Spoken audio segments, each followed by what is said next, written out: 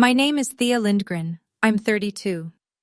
Last Saturday, at my sister's wedding reception, 200 guests watched a screen flash 6 words about me: infertile, divorced, failure, high school dropout, broke, alone. And every single person in that room laughed.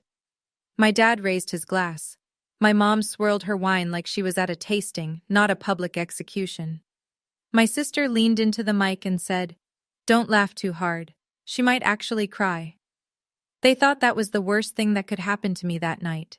They were wrong, because I had my phone in my hand, and I typed one word, just one. And I promise you, by the end of this story, you'll understand why that word changed everything.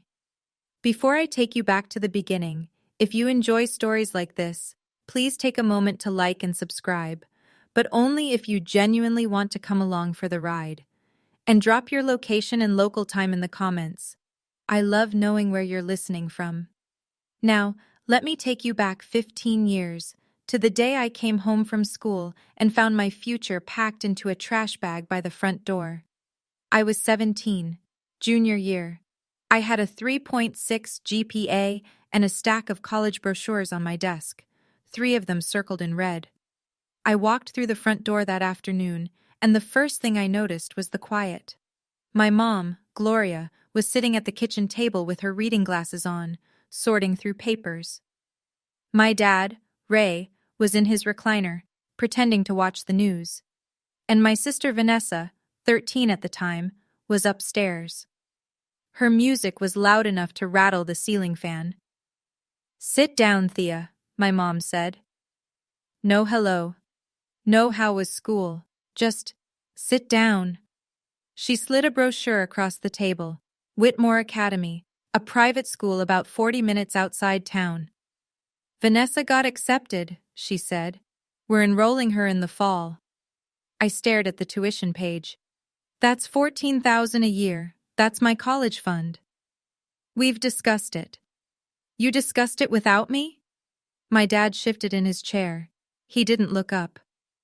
"Vanessa needs it more, sweetheart. She's struggling in public school. You'll figure it out. You always land on your feet." I stood there, holding a brochure to a school my sister would attend with money my grandparents had saved for me. $14,000, 4 years of birthday checks and Christmas envelopes from Grandpa Earl, all earmarked for my future. "And what about my future?" I asked. My mom took off her glasses. "Don't be dramatic." That night, I packed one bag, $83 from my nightstand drawer, birthday money I hadn't deposited yet. I left my key on the kitchen counter. The last thing my mother said to me as I walked out: "You'll be back. You always need us." I didn't go back. I slept on my friend Kayla's pull-out couch for 2 months. Her mom, a nurse who worked double shifts, never once asked me to leave. She just left an extra plate on the counter every night and said, "Eat." I got my GED at 18, walked into the testing center on a Tuesday morning with a number 2 pencil, and walked out with a certificate that said I was allowed to keep going. I waitressed at Briarwood Diner. Breakfast shift, 4 a.m. to noon. Tips were better in the morning. People are more generous before the day disappoints them. I enrolled at Millbrook Community College that fall. Financial aid covered tuition. I covered everything else with 2 jobs, the diner and stocking shelves at a hardware store 3 nights a week. That's where I met Jolene Marsh. She sat next to me in Intro to Business, smelled like motor oil because she worked at her uncle's auto shop, and had this way of looking at you like she was already 2 steps ahead of whatever you were about to say. "You look like you haven't slept in a week," she told me on day 1. "I haven't." "Cool, neither have I. We'll be friends." She wasn't wrong. Meanwhile, back home, my mother had her own version of events. She told the neighbors, the church group, anyone who'd listen. "Thea left because she's stubborn. We tried everything. Some kids just don't want to be helped." Vanessa started at Whitmore that fall. New uniforms, new backpack, my college fund, walking through someone else's doors. I didn't think about it. I couldn't afford to. I thought the hardest part was behind me. Until I met Marcus. Marcus Delaney was 23 when I met him. Tall, charming, the kind of confident that feels like safety when you've never had much of it. I was 20, working full-time, taking classes part-time, and so tired that when someone held the door open and said, "After you," it felt like love. We married when I was 21, small ceremony, courthouse steps. Jolene was my witness, and she didn't say a word against it, but I caught the look she gave Marcus when he forgot to hold my hand for the photo. We tried for a baby almost immediately. Marcus wanted kids. I wanted kids. Month after month, nothing. After 2 years, I went to a doctor alone. He said we needed more testing, both of us. Marcus refused. "There's nothing wrong with me," he said. "Maybe there's something wrong with you." He said that sentence 6 times over the next year. I counted. The fights got worse. He started staying out later, coming home smelling like bourbon and someone else's perfume. When I confronted him, he said, "Can you blame me? I married a woman who can't even give me a child." We divorced when I was 24. He told everyone in town the same story. She couldn't give me kids. What was I supposed to do? 9 months after our divorce was finalized, Marcus's new girlfriend had a baby boy. So either the problem was never as simple as he claimed, or the universe has a dark sense of humor. My family's response to my divorce? My mother called one time. She said, "I told you so." My father said nothing. I was 24, divorced, standing in an empty apartment. And that was the exact moment I decided no one would ever define me again. I went back to school. Not community college this time. I transferred to state. Full course load, financial aid, and a stubbornness that could bend steel. I graduated at 26 with a degree in business administration. Cum laude. Nobody from my family was in the audience. I didn't send an announcement. There was no one to send it to. I took a job at a small real estate development firm in Ridgemont, 20 miles from my hometown. Learned everything: zoning permits, contractor negotiations, market analysis, how to read a P&L sheet at 2 in the morning when nothing makes sense and you're running on coffee and spite. At 27, I called Jolene. She was managing her uncle's auto shop by then, hating every minute of it, and answering the phone with, "What now?" as a greeting. "I'm starting a company," I said. "Property development. I need a VP who isn't afraid of spreadsheets or contractors." "I'm afraid of neither. When do I start?" Crestline Property Development. That was the name. Jolene picked it, said it sounded like something that belonged on a building, not a business card. We started small. One foreclosure in Elmdale. Bought it for $62,000, renovated it in 4 months, sold it for $145,000, then another, then 3 at once. 5 years later, Crestline managed 3 residential development projects and employed 12 people. Revenue hit 7 figures. I kept my name off the website, off the marketing, off everything public-facing. Jolene was the face. Our attorney, Bill Wexler, handled legal correspondence. I didn't hide because I was ashamed. I hid because I wanted to be judged by the work, not by whatever story my family had been telling about me for 15 years. And then the universe played its hand. Our biggest project, Maplewood Commons, 40 residential units on 12 acres outside of town. A $3.2 million build. Crestline's most ambitious undertaking, and we needed a general contractor with local crews and a solid reputation. The best option within 100 miles? Patterson Construction. Owned by Frank Patterson, who happened to be the father of Derek Patterson, who happened to be engaged to my sister Vanessa. I didn't plan it. The market did. Jolene sent the letter of intent on my behalf.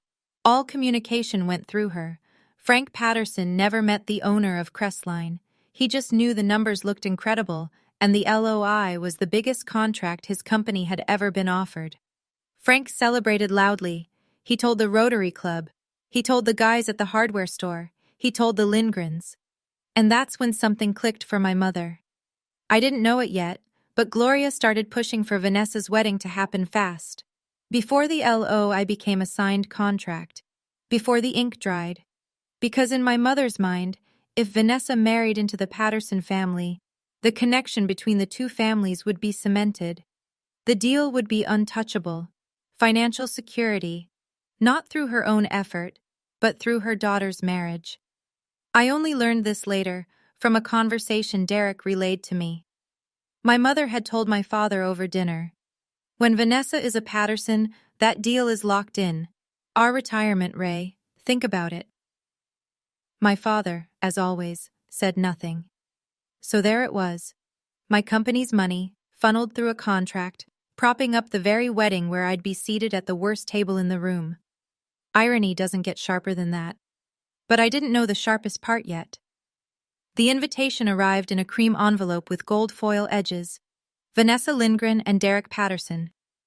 I hadn't received more than 3 text messages from my sister in 2 years, and now she wanted me at her wedding. Jolene was sitting across from me at the office when I opened it. She watched my face and said, "Don't. It's my sister's wedding." "It's a setup, Thea. They don't invite you to family dinners. They don't call on your birthday. But they want you at the one event where 200 people will watch them be perfect." She wasn't wrong. She rarely was. But there was a part of me, a small, stubborn 17-year-old part, that still wanted to walk into a room full of Lindgrens and be seen. Not as the dropout, not as the divorcee, just as Thea. I accepted, but I prepared. "If I text you begin," I told Jolene that night, "I need you to do 2 things. First, send the LOI withdrawal email to Patterson Construction, the one Bill already drafted. Second, call Tyler." Tyler Briggs, our AV contractor. We'd hired him for 3 Crestline events. Reliable, discreet, and currently booked by the Pattersons to run the audiovisual setup at Oak Ridge Country Club for the reception. I prepped a slide deck, 6 slides. Tyler has the USB. If I text begin, he switches the feed. Jolene looked at me for a long time. "And if you don't text it?" "Then I'll come home, take off a nice dress, and pretend I had a lovely evening." She poured 2 glasses of bourbon. "I hope you don't need it." "Yeah," I said. "Me too." I drove to the church the next afternoon in the best dress I'd ever owned, and a ticking bomb in my pocket. The ceremony was at St. Andrew's. I sat in the last pew, behind a woman in a lavender hat who smelled like gardenias. Nobody from my family acknowledged me. I watched my father walk Vanessa down the aisle with the kind of proud, teary-eyed expression he'd never once aimed in my direction. The reception was at Oak Ridge Country Club, white linens, string lights, a band playing soft jazz. 200 guests. Fresh hydrangeas on every table except mine. Table 14. Back corner, beside the hallway to the restrooms. The flowers were silk. The chairs wobbled. My table mates, 2 of my father's old fishing buddies who didn't recognize me, a distant cousin who'd been sober for 3 weeks and was clearly struggling, and an empty seat. My mother passed by on her way to the head table. She paused, looked at my dress and said, "Oh, you came. That's a pretty dress. Sale rack?" My father squeezed my shoulder. "Glad you made it, sweetheart." Then he kept walking. Vanessa didn't come over at all. She glanced at me once from across the room, the kind of look you give a stain on the carpet. I sat down, adjusted my napkin, told myself I'd give it an hour. Then a woman appeared at my elbow, older, silver-haired, wearing a blazer over a blue dress. She wrapped me in a hug before I could stand up. "Thea Lindgren, my goodness, it's been years." Mrs. Carol Whitfield, my junior-year English teacher, now on the town council. She sat in the empty chair beside me and said, "I heard about that Crestline project, Maplewood. The council's very excited about it." I smiled. Didn't confirm, didn't deny, just smiled. She patted my hand. "Some things speak for themselves, dear." The speeches started at 7:30. My mother went first.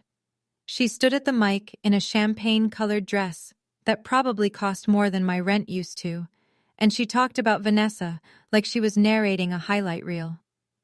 "My daughter, the light of our family, the first to graduate from college, the proof that when parents invest in the right place, the results speak for themselves." I felt Mrs. Whitfield's hand tighten on my arm. Gloria went on. How Vanessa excelled at Whitmore Academy. How she graduated from state with honors. How she found Derek, the perfect partner from the perfect family. Every sentence was a brushstroke painting Vanessa as the sun, and by implication, everything else, everyone else, as shadow. She never said my name, but she didn't have to. Every compliment was a comparison. Then my father. He kept it short. He raised his glass and said, Vanessa, you are the greatest thing I've ever done. The room clapped. I didn't. A woman at a nearby table leaned to her husband and whispered something while glancing at me. I couldn't hear it, but I could read the pity in her eyes. The whole room knew about the Lindgren sisters, the shining one and the gone one. Mrs. Whitfield leaned close. Are you all right? I'm fine. You don't have to be. I know, but I am. I wasn't. My hands were pressed flat against my thighs under the table, fingers white. 15 years of silence, and my father just told a room full of people that his greatest accomplishment was the daughter he'd funded with my future. I reached for my water glass. Steady hand, steady breath. I thought that was the worst of it, but Vanessa was already walking toward the stage with a smile that had too many teeth. Okay, everyone! Vanessa grabbed the mic like a woman who'd been waiting for this moment her entire life. Before we cut the cake, I want to do something fun. A little family roast. The crowd laughed. Derek, sitting beside the cake table, shifted in his chair. He smiled, but his eyes darted to his father, then to me. Something about his face told me he didn't know what was coming either. Most of you know my big sister Thea. Vanessa pointed across the room to table 14. Stand up, Thea. I didn't move. Shy as always. More laughter.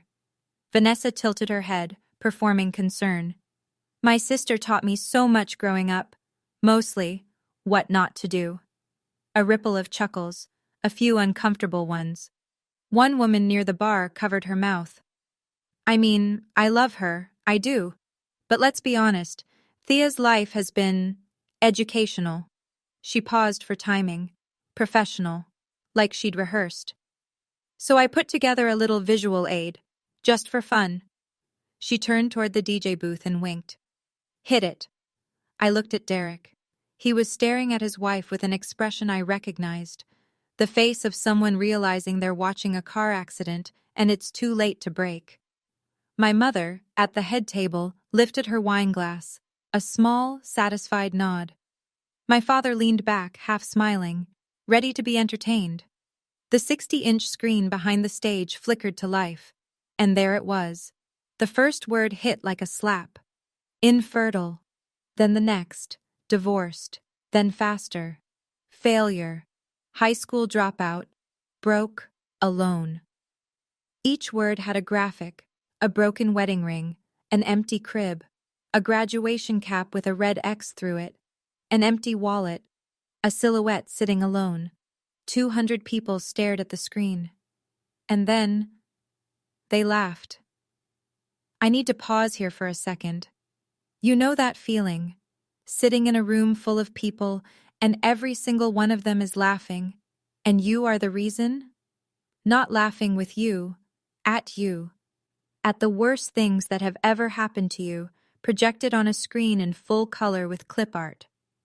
If this story is hitting something real for you right now, hit that like button. Not for me. For every time you sat in silence when you shouldn't have had to. And subscribe if you want to stay for the part where I take the wheel back, because it's coming. All right. Where were we? Right. 200 people laughing, my sister smirking into the mic, and my phone sitting heavy in my hand. Vanessa leaned into the mic. Don't laugh too hard. She might actually cry. The room erupted again, louder this time. Someone at table 6 clapped. My mother swirled her wine with her pinky raised, the kind of small, rehearsed gesture that told me she'd known about this slide. She'd approved it. Maybe she'd helped design it. My father smiled, not a cruel smile, worse. A comfortable one. The smile of a man who had spent 58 years avoiding conflict, by letting other people bleed. "Just a joke, sweetheart," he called across the room to me. Casual, like he was commenting on the weather. I looked at the screen. 6 words. Each one a piece of my life torn out, flattened, laminated, and projected in high definition for 200 strangers to consume with their champagne and shrimp cocktails. Infertile. As if the 2 years I spent crying in doctors' offices were a punchline. Divorced. As if Marcus walking out on me was a character flaw I chose. Failure. As if surviving on $83 and a GED was something to be ashamed of. The laughter settled into murmurs. A few people were still chuckling. Most had moved on to refilling their glasses. For them, it was entertainment. A blip between the appetizers and the cake. They'd forget it by Monday. But I wouldn't. Mrs. Whitfield put her hand on my shoulder. Firm, warm. She leaned in close and said, "Thea, you don't have to sit through this." I looked at her. Then I looked at my mother, still smiling. My father, still comfortable. Vanessa, still holding the mic like a trophy. And I thought, 15 years. I waited 15 years to see if this family could change. The answer is on that screen. I felt 200 pairs of eyes. Not one of them saw me. My phone buzzed in my lap. Jolene. One text. "I'm watching Tyler's live stream. Say the word." I read it twice. My thumb hovered over the keyboard. Around me, the reception was already moving on. The DJ cued a slow song. A few couples drifted toward the dance floor. Vanessa handed the mic back to the best man, who was nervously shuffling cue cards. The slideshow still glowed behind the stage. 6 words, frozen in place, because no one had bothered to turn it off. I looked at my father. He was taking a photo of the slideshow with his phone, smiling at it like it was a family vacation snapshot he wanted to keep. I looked at my mother. She was leaning toward the woman beside her, gesturing at the screen, explaining something. I could read her lips. We tried to help her, but she just kept self-destructing. I looked at Frank Patterson, the groom's father. He was laughing with a man I didn't recognize, pointing casually at the screen. 2 businessmen, amused by someone else's wreckage. Then I looked at the screen one more time. Infertile, divorced, failure, high school dropout, broke, alone. Every word was wrong. Every word was a lie my family had been telling so long they'd stopped checking if it was true. And now they'd broadcast it to everyone who mattered in this town, including 3 or 4 people who knew the name Crestline but had never connected it to me. If I walked out quietly, this would become the only story anyone remembered. Thea Lindgren, the sister who sat in the back, took the hit and disappeared. I opened my phone, typed 5 letters. Begin. Sent. I set the phone on the table, screen down, and I waited. Nothing happened right away. The best man was mid-speech, something about Derek's fantasy football league and how marriage was the ultimate draft pick. Polite laughter. Vanessa was standing beside Derek now, hand on his arm, glowing. The slideshow was still up. My 6 words, burning quietly in the background like wallpaper nobody had the decency to take down. Then Vanessa took the mic again. She wasn't done. "You know, Thea actually tried to cook Thanksgiving dinner once," she said, leaning into the crowd's energy. "Set off every smoke alarm in the house. Fire department showed up. Dad had to apologize to 3 neighbors. More laughter. My father shook his head, grinning. My mother dabbed at her eyes like she was laughing so hard she'd started to cry. I sat very still, my hands flat on the table, my breathing even.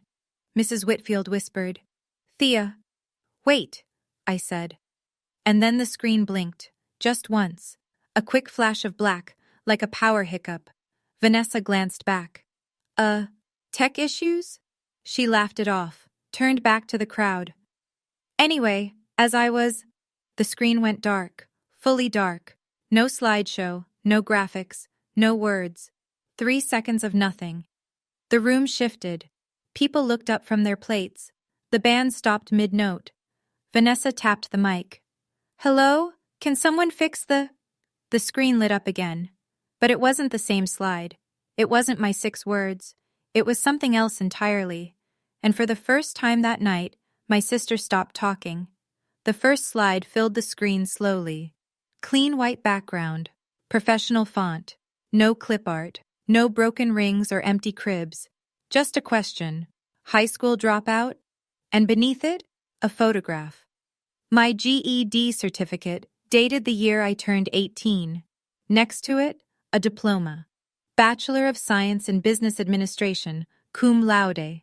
My name in black ink across the center. The murmurs started immediately. Second slide. Broke? The Crestline Property Development logo appeared, clean navy and white. Beneath it, founder and CEO. Below that, an architectural rendering of Maplewood Commons. 40 units, 12 acres. The project that half the room had heard about, but none of them had connected to the quiet woman at table 14. A man at table 3 leaned forward. I recognized him. Glenn Avery, a local realtor. His mouth opened slightly. He turned to his wife and said something I couldn't hear. Third slide. Failure? A photograph. Me, standing at a podium, accepting the Ridgemont Chamber of Commerce Small Business of the Year Award. 2 years ago. A plaque in my hand. Jolene clapping in the front row. Nobody in my family had been there. Nobody had known. Fourth slide. Alone? A group photo. Me with the Crestline team. 12 employees, standing in front of our office, grinning. Jolene beside me, arms crossed, looking exactly like someone who would run through a wall for you without being asked. The room was silent. Completely silent. Not the polite waiting for the next joke kind. The kind where 200 people are recalculating everything they thought they knew. Vanessa stood on the stage with the mic still in her hand. Her lips were parted, but no sound came out. My mother's wine glass was frozen halfway to her mouth. I stood up. The chair scraped against the floor, and the sound carried across the silent room like a crack in glass. Every head turned. 200 faces, some confused, some embarrassed. A few, like Mrs. Whitfield, watching me with something that looked a lot like pride. I walked from table 14 toward the stage, slowly, not rushing, not dramatic, just walking the way you walk when you've spent 15 years earning the right to take up space. I didn't take the mic from Vanessa. I stopped beside her and spoke. The mic was still live, pinned to the stand between us, and it caught every word. 6 words, I said. That's how my family sees me. I wanted to show you 6 different ones. The 5th slide appeared behind me. Survivor, graduate, founder, employer, standing, here. A breath moved through the room. Someone at a far table whispered, "Oh my God." I turned to my sister. She looked smaller now. The stage lights were doing her no favors. "I didn't come here to ruin your wedding, Vanessa. I came because I wanted to believe this family could be different." I paused. "You just showed me the answer." My mother shot to her feet. "Thea, what are you doing? This is your sister's day." I looked at her, steady, no heat. It is her day, and she chose to spend it humiliating me in front of everyone we know. That was her choice, not mine. Derek was staring at Vanessa, his jaw tight, his hands flat on the table. He hadn't known. I could see it in the way his eyes kept moving between the old slideshow's ghost and the new one on the screen. He whispered something to her, low, sharp. She didn't answer. "I didn't ruin your wedding, Vanessa. You used your wedding to ruin me.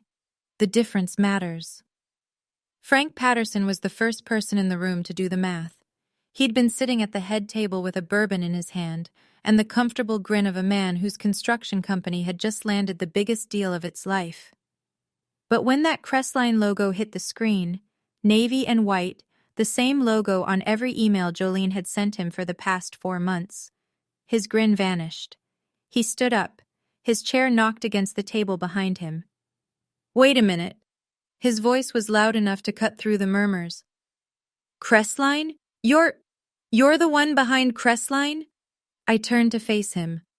"I'm Thea Lindgren." I own Crestline Property Development. And yes, Maplewood Commons is my project. The whispers turned into a wave, people leaning to each other, connecting the dots out loud. Crestline, that's the Maplewood deal. That's Frank's contract. She owns it? Frank's face went from white to gray. He looked at my mother, and his voice came out like gravel. Did you know about this, Gloria? Did you know and you still let this happen? My mother's mouth opened and closed. I didn't. I had no idea. You had no idea your own daughter ran a company worth millions? She never told us. Maybe, Frank said, his voice low and dangerous. You never asked. Derek was standing now, too. He looked at Vanessa, then at his father, then at the screen still glowing with the Crestline logo. His face was the face of a man watching his wedding become a crime scene. My father was still sitting. He'd put his glass down. His hands were in his lap. He looked old, not tired old, but caught old. The look of a man who had run out of places to hide. Frank's phone buzzed. He pulled it from his jacket pocket, still staring at me, and glanced down at the screen. I watched the color drain from his face in real time, like someone had pulled a plug. What is this? He said. Check your email, Mr. Patterson. He opened it. I didn't need to see the screen. I knew what it said. Jolene had sent it at 9:47 p.m., exactly as planned. A formal notice from Crestline Property Development. The letter of intent for Maplewood Commons had been withdrawn. Reason cited. Reassessment of partnership suitability. Frank read it twice. Then a third time. His hand was shaking slightly. You can't do this. His voice cracked. We've already hired 8 additional crew members. We put down deposits on materials. $120,000. A letter of intent isn't a binding contract, Mr. Patterson. Your attorney would have told you that before you committed resources to an unsigned deal. This is personal. No, your son's wife just projected my most painful experiences on a screen for entertainment. Choosing not to do business with that family isn't personal, it's due diligence. Vanessa grabbed Derek's arm. She's destroying everything. Do something. Derek pulled his arm free, slowly, deliberately. He looked at her and said, quiet enough that only the nearby tables could hear. You told me the slideshow was harmless fun, Vanessa. For the first time all night, Vanessa didn't have a comeback. My mother was gripping the edge of the table. She tried to speak. You ungrateful. After everything we... But my father reached over and put his hand on her wrist. Gloria, he said, stop. It was the first useful thing he'd said in 15 years. Then Mrs. Whitfield stood up. She didn't rush. She pushed her chair back, adjusted her blazer, and walked toward the front of the room with the kind of unhurried authority that only comes from decades of teaching teenagers to sit down and pay attention. The room parted for her, not because she demanded it, but because she was Carol Whitfield, and in this town, that meant something. If you'll indulge me for a moment, she said, and her voice carried without a mic. My name is Carol Whitfield. I sit on the town council, and I taught Thea Lindgren in my junior English class before she had to leave school. She looked directly at my mother. Gloria, I remember you telling me, and half the PTA, that Thea dropped out because she was stubborn, because she didn't want to be helped. She paused. Let the silence do its work. But I taught that girl. She was the best writer in my class. She turned in every assignment early. She stayed after school to revise her papers. She didn't leave because she was stubborn. She left because she had to. Gloria's face went rigid. Mrs. Whitfield turned to the room. I also sat on the council review board when Crestline submitted the Maplewood Commons proposal. I can tell you, it's one of the most thoroughly prepared, community-minded development plans this town has ever seen. She looked at me. Her eyes were warm, and I felt something crack inside my chest. The part I'd kept sealed for 15 years. Some things speak for themselves, she said, and so do some people. A few guests began to clap, scattered at first, then more. Not thunderous, not a standing ovation, just enough to let me know that 200 people had stopped laughing and started listening. My eyes were wet for the first time all night. "Thank you, Mrs. Whitfield."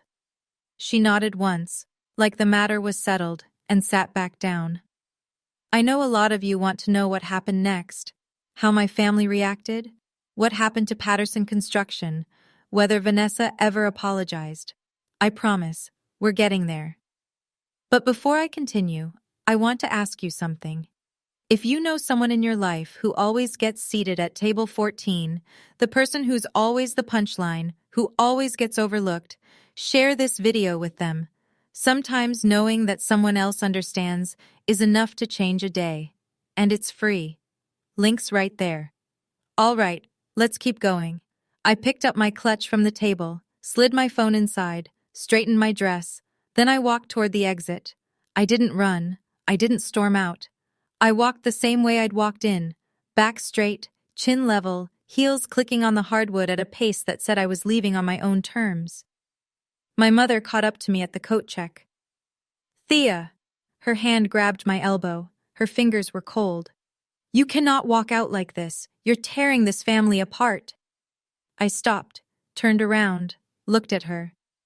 "Which family, Mom? The one that projected 6 words about my worst moments on a 60-inch screen? Or the one that never once called when I got divorced? Never once asked if I was okay?" "I tried to." "You called once. You said, 'I told you so.' That's not trying." Her chin trembled. "I sacrificed everything for you girls. You sacrificed my college fund for Vanessa.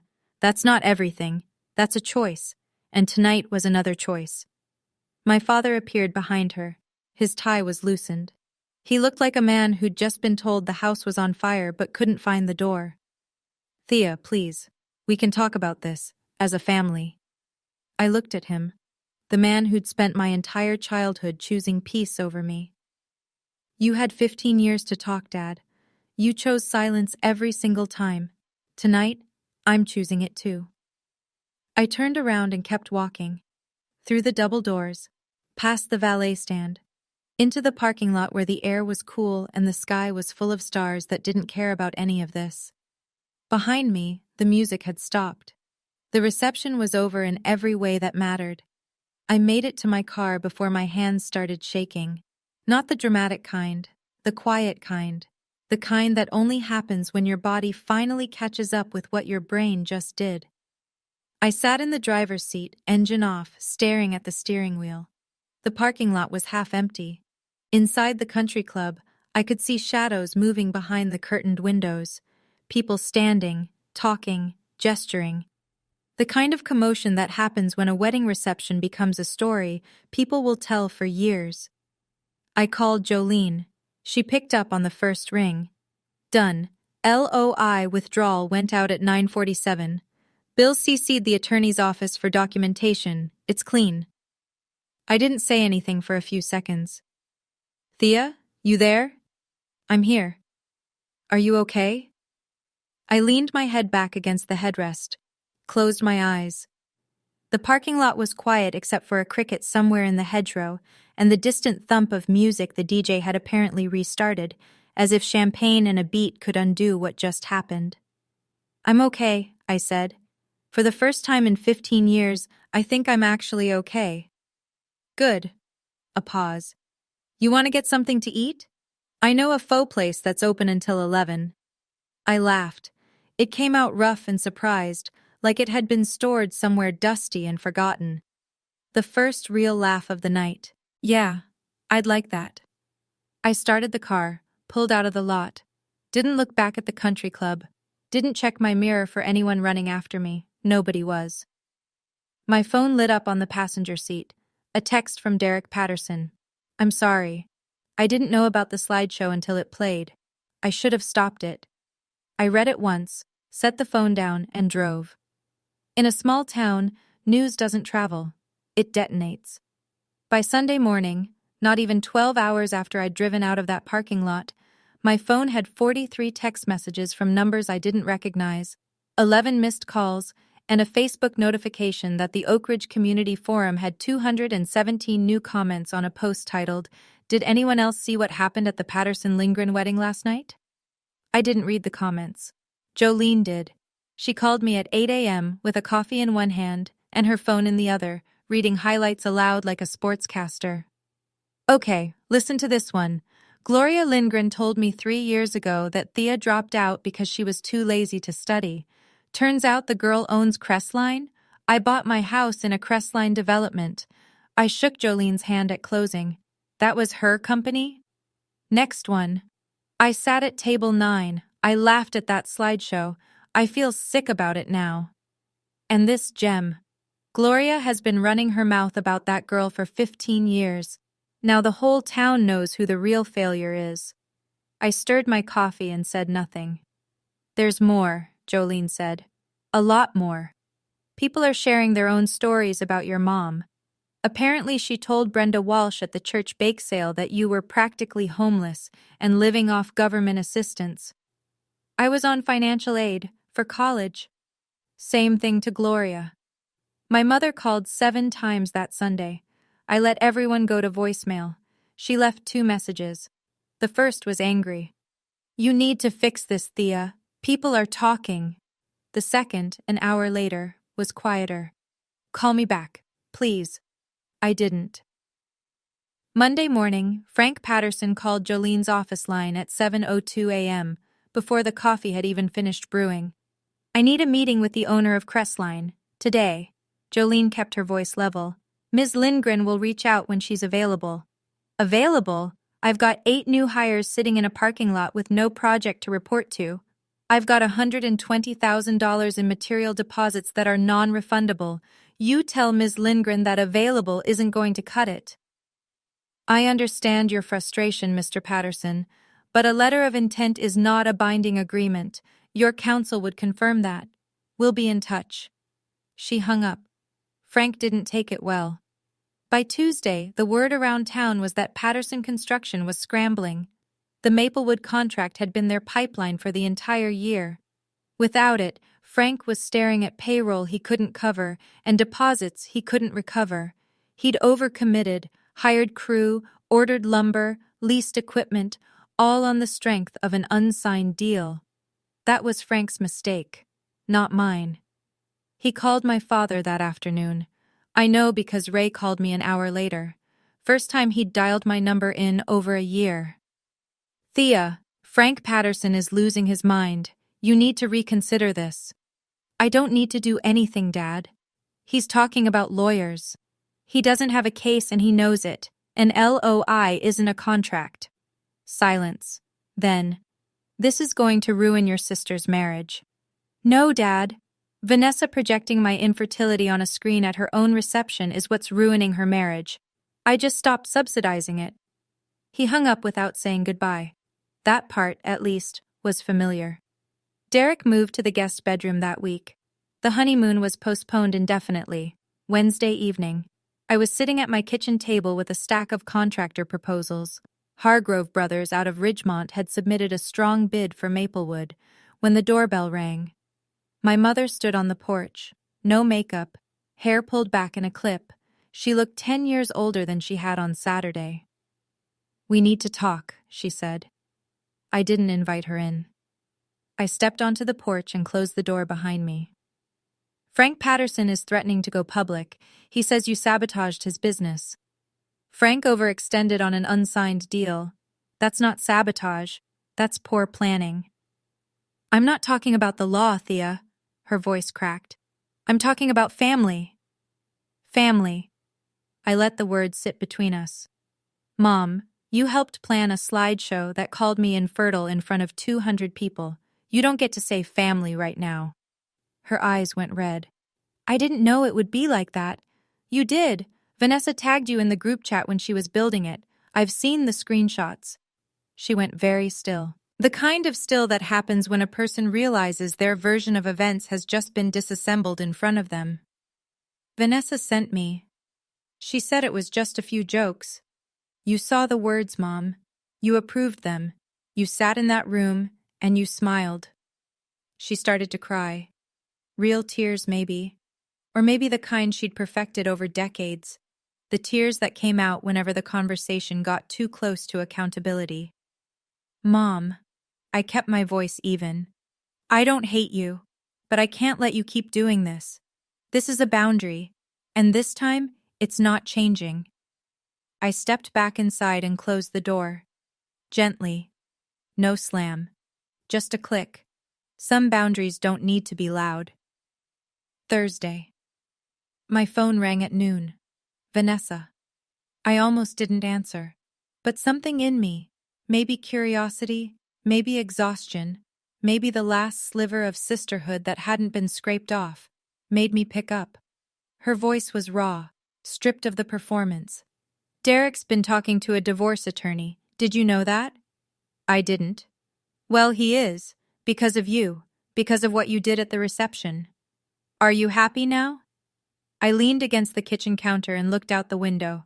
My neighbor's kid was riding a bicycle in circles on the sidewalk, completely unbothered by the world. Derek's talking to an attorney because he found out his wife humiliated her own sister for entertainment at their wedding. That's not because of me, Vanessa. That's because of you. It was a joke. Infertile, divorced, failure. I said each word slowly, deliberately, the way they'd been projected on that screen. Those aren't jokes. Those are the worst things that ever happened to me, and you turned them into party decorations for 200 people. Silence on the line. Then quieter. You always have to be the victim. I'm not the victim, Vanessa. I'm the person who finally left the room. A pause. And I'm not coming back. So that's it? You're just going to cut us all off? I'm not cutting you off. I'm stepping back. There's a difference. You can call me when you're ready to talk to me like I'm a person, not a punchline. Until then, I have a company to run and a life that doesn't include sitting at table 14. I hung up. Outside, the kid on the bicycle waved at a passing car. Simple. Ordinary. The kind of moment I'd spent 15 years earning the right to have. 3 months later, I stood in a hard hat on 12 acres of cleared land, watching an excavator break ground on the first foundation of Maplewood Commons. Hargrove Brothers had signed the contract within 2 weeks of my initial outreach. They were a family operation out of Ridgemont, 3 brothers, a solid crew, and the kind of handshake-first reputation that Frank Patterson used to have before he started spending money he hadn't earned yet. They came in under budget on the bid and ahead on the timeline. Jolene stood next to me, clipboard in hand, sunglasses on, watching the machines work with the satisfied expression of someone who had been waiting for this moment since we signed our first lease on a foreclosed ranch house in Elmdale 5 years ago. You know what? She said. This is the best one. The best project? The best everything. Best project. Best timing. Best version of you. What was wrong with the old version? Nothing. The old version built this company. The new version gets to enjoy it. I smiled. She wasn't wrong. The Maplewood site hummed with diesel engines and shouted instructions. Concrete trucks lined up on the access road. In 6 months, there would be foundations. In 12, there would be homes. Families would move in, plant gardens, argue about fence heights with their neighbors, and never know that the woman who made it possible had once packed her life into a single bag and walked out of her parents' house with $83. I didn't block my family's numbers. I didn't write a manifesto or post a public statement. I just stopped answering. Boundaries don't always look like walls. Sometimes they look like silence, the kind that's chosen, not imposed. Jolene bumped my shoulder. Lunch? Absolutely. 4 months after the wedding, my father called. I was on my porch with a cup of chamomile tea and a paperback I'd been trying to finish for 3 weeks. The sun was low, throwing long shadows across the yard. I saw his name on the screen and almost set the phone down. But something about the hour, 7:15 on a Tuesday evening, the kind of time when a man has run out of excuses to call and is just left with the reason, made me answer. Thea. Hi, Dad. A long pause. I could hear him breathing. The television was off in the background, which was unusual. My father always had the TV on. It was his shield. I'm not calling about the contract, he said. Okay. Another pause. Longer this time. I'm calling because I need to say something I should have said a long time ago. His voice was thick, not practiced, not polished, just tired and true. I'm sorry for all of it. I set my tea down on the railing, watched a robin hop across the grass. I heard you, Dad. Can you forgive me? I thought about it. Really thought about it. Not the quick, reflexive of course that families use to paper over wounds. Not the performative absolution that lets everyone move on without changing.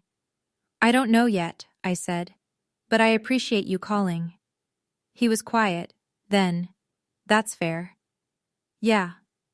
I saw the Maplewood project in the paper last week, front page of the Ridgemont Courier.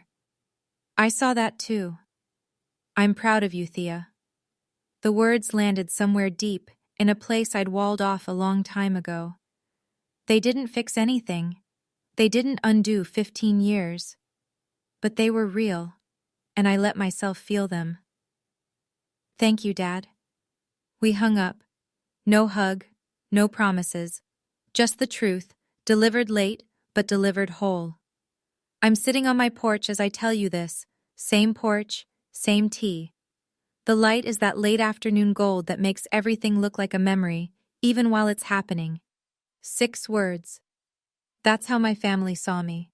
Infertile, divorced, failure, dropout, broke, alone. They projected those words on a screen in front of everyone I grew up with. They turned my pain into a party game and served it between the salad course and the cake. But here's what I want you to know, and I'm not saying this to preach, because I hate being preached at as much as you do. I'm saying it because it took me 15 years to learn it, and maybe you're somewhere in the middle of your own 15 years right now. Labels aren't facts. They're just the stories other people tell when they don't bother to ask for yours. I was never a dropout.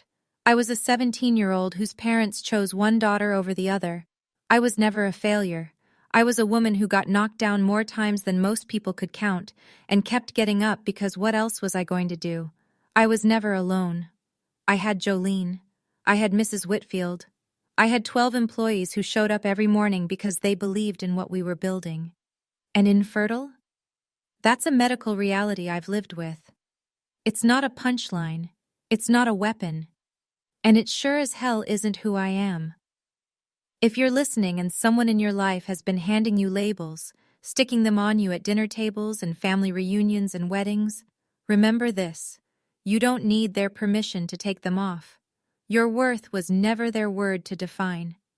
Here are my 6 words: survivor, graduate, founder, employer, standing. Here. A few updates, since I know you're wondering. Patterson Construction lost the Maplewood contract, and it hit them hard. Frank had to let 5 of his 8 new hires go. He told everyone at the Rotary Club that my mother's little stunt cost him the biggest deal of his career. He and Gloria haven't spoken since October. The alliance my mother built her retirement plan around crumbled before the wedding cake was even cut. Vanessa and Derek are in marriage counseling. Derek moved out once during the first 3 months, stayed with a buddy from college for 2 weeks. They're still together, technically, but from what I hear through the grapevine, the word trust comes up a lot in their sessions. Vanessa lost her part-time job at a boutique downtown. The owner, Helen, was at the wedding. She told Vanessa she didn't want that kind of energy in her shop. My mother switched churches. Her old congregation heard the whole story. Small towns don't keep secrets. They circulate them, and Gloria found it difficult to organize the Christmas bazaar when half the volunteers wouldn't return her calls. She joined a church in Ridgemont. Fresh start, new audience. My father retired early. He sends me a text every few weeks, short messages, no demands. Saw the Maplewood framing going up, looks good. Or, hope you're eating. I don't always respond, but I don't delete them either. As for me, Crestline is expanding. We broke ground on a second development in February, and I started a mentoring program for young women rebuilding after setbacks. I called it Foundation Forward, because that's the only direction that matters. I don't hate my family. I just love myself enough to stop sitting at table 14. And that, I think, makes all the difference. That's my story. And if you stayed until the very end, thank you. I mean that. Now I have a question for you. If you had to write 6 words about yourself, 6 real words, not the labels someone else gave you, what would they be? Drop them in the comments. I want to read every single one. And if this story reminded you that you're allowed to set boundaries, that you're allowed to walk away from tables that were never built for you, then you're not alone. There are more stories like this one. Check the playlist in the description for more. I'll see you in the next one.